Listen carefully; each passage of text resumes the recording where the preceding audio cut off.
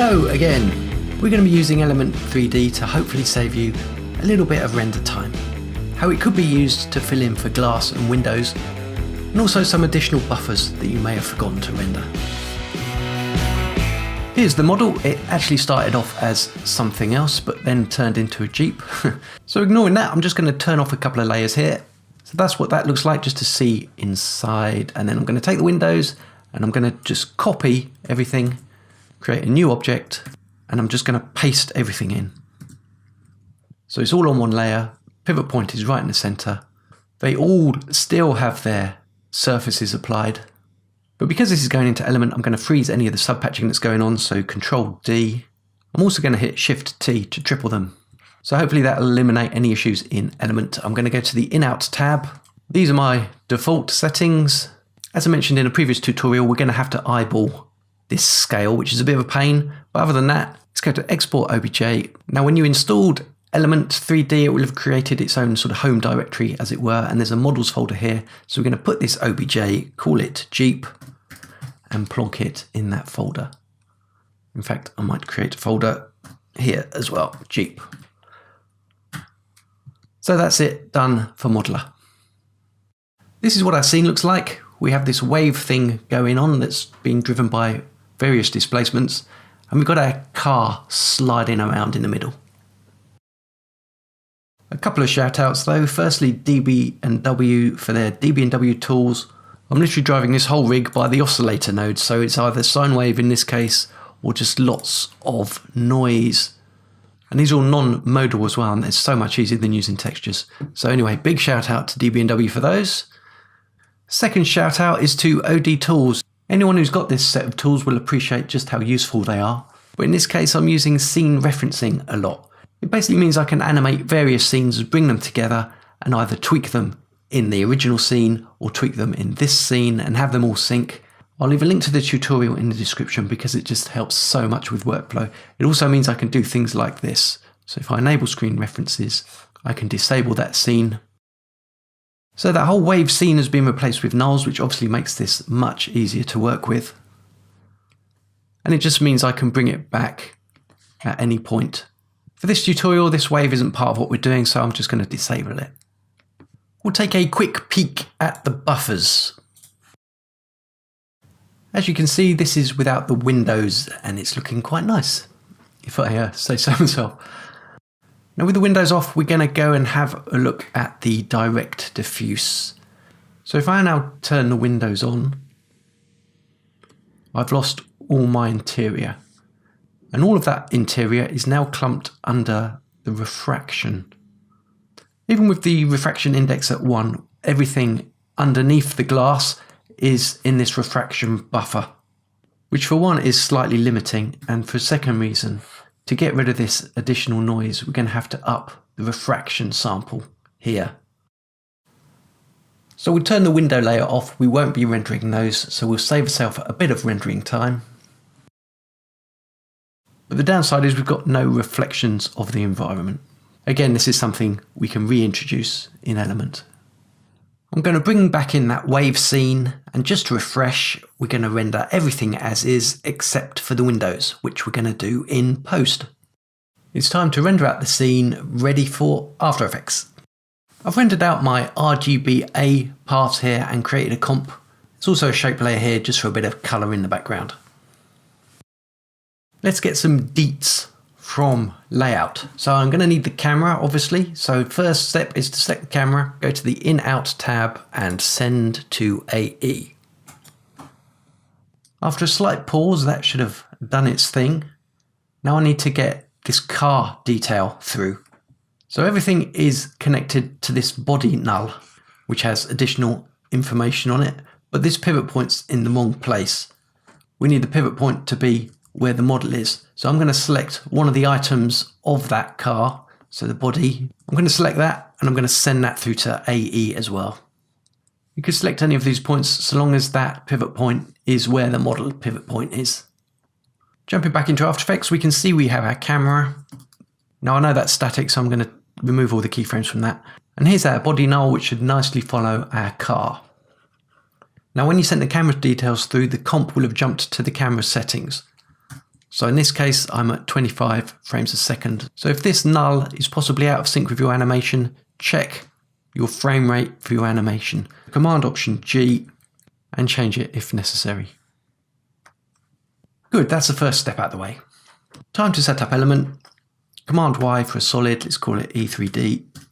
And let's attach the Element 3D plugin to that. That's easy enough. Let's go to Scene Setup. Okay, we don't have to mess around too much here. We just go to the Jeep. Let's double click on the Jeep, load material. Okay, that. Now it's tiny because it's 100% scale. So we're going to normalize the size here. That should bring it up so we can see it. And then where it says alignment, we're going to take from model. So that should bring us up to the origin. So that's looking pretty good. Okay to that. You'll probably be able to see a little corner piece of it there. The coordinates are slightly out of whack. So if I was to go and put it at 0, 0, 0, that puts me right in the center of the scene. But I need this to marry up with my car. So what I'm going to do is I'm going to go to the create group. I'm going to create a null, control null, which is basically this here. Let's call it car control. Now with my finger on the shift key, I'm going to take the pick whip and I'm going to parent it to the body. So it's now being animated by this null here, basically. So now all we've got to do, which is the bit of annoying bit, is to scale it into position. And we can only do this by eyeballing it, really. We'll zoom in a bit. We'll take the opacity down to 50%. I have my finger on the command key so we can move in finer increments, and we're just going to marry up the edges. That's pretty good, I think. So now if we hit preview, we should have our Element 3D model moving nicely along with our animation. And it seems to be working very well. So now we could use this as a matte to isolate the car. So we could quite easily go for a set matte, point at that Element 3D layer, turn that off. And we can now use this element layer as a render buffer, effectively, which is very handy if we forget to render something. But let's get back to our windows. So let's delete that. Let's call this layer all as a safety measure, and then let's duplicate that and we'll call this E3D layer, we'll call this Windows. Okay, and we'll turn that on. Okay, so let's set the windows up. So let's go into the scene setup. Let's have a look at the surfaces. Basically what we want to do is we want to use the other surfaces as a matte for the window. There's a couple of ways we could go about this, but this seems to be the quickest because it's quite a simple setup. So let's create a new material and call it matte. So selecting matte will basically load us up in here. We're going to go down here and all we're going to do is hit matte shadow. That's basically it. Now we need to get this on every surface except the window. So we could either go here, or we could go here, or we could drop it here, and that will do everything. That's probably the quickest. We just have to remember the 1 second from bottom is the window. So let's do that quickly. Drag it onto the Jeep, and let's go to our window surface and drag it onto that layer there. So that's now using the other surfaces as a matte for the window. So let's style up this window. We'll go to the presets, go to environment. So I'm looking for one with a bit of blue in it just to match the sort of scenery. And I think I'm going to go for roof blurred. So double click on that. We'll select the window and we'll go back up to reflection. Let's put that 100%. I don't think you have to do this, but let's make the diffuse color black. That's looking pretty reflective. Okay. So you can see a little bit of reflection, which is nice. We're going to change from normal and we're going to put this on screen. So if we now do a little bit of a preview, you can see a little bit of reflection. Perhaps if we go to render settings, physical environment, rotate environment, we can move that around to suit as well. You can swap this environment out with everything. I've just used the stock one for this. Perhaps we could take this a step further. Let's create an adjustment layer. Let's take the windows and duplicate that. Perhaps we use that as a mask. Let's add curves.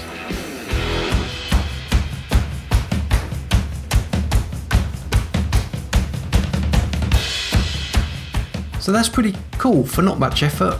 We've got some nice reflections with practically no render time. Since we can, let's take this one step further. So I did a render pass of just the wipers alone. So let's plonk that over the top. So there they are.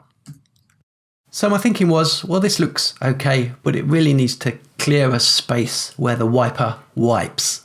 Let's do that now. We're back in layout. Let's create a new null and let's call it wipers. And with parent in place off, we're going to parent that to our window. I'm going to turn on wireframe for the window, probably front wireframe. There we go. And we're going to marry up this null with the front of that window.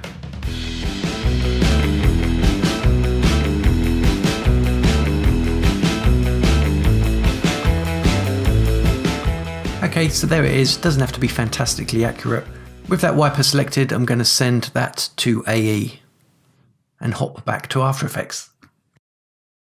Great, so there are our wipers. Let's turn the wipers off, we don't need to see those. Let's create a new solid. Let's just call this hole. Move the anchor point to the bottom, turn it into a 3D layer. Again with the shift key held down, whip that to our wipers. We scaled it down and we're only going to marry up the edges here. So that's pretty good. Take the opacity down and move it below the wipers render. There we go. So now that solid is now following underneath those wipers. Now all we have to do, you guessed it, is mask out this particular path of the wiper. There's going to be a bit of guesswork involved, so let's lock that. Let's double click on this layer and mask out our little path.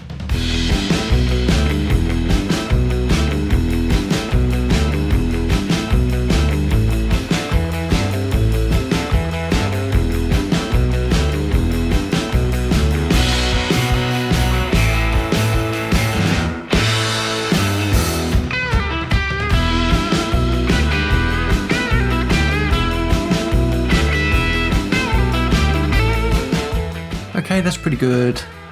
Okay, now this hole I'm going to use as a matte for the window.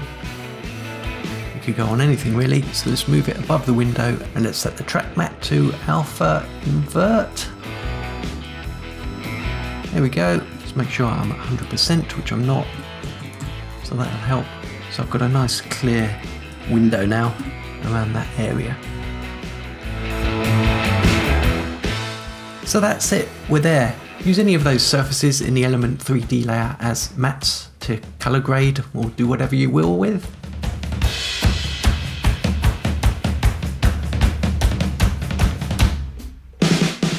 Hopefully I will speak to you again soon.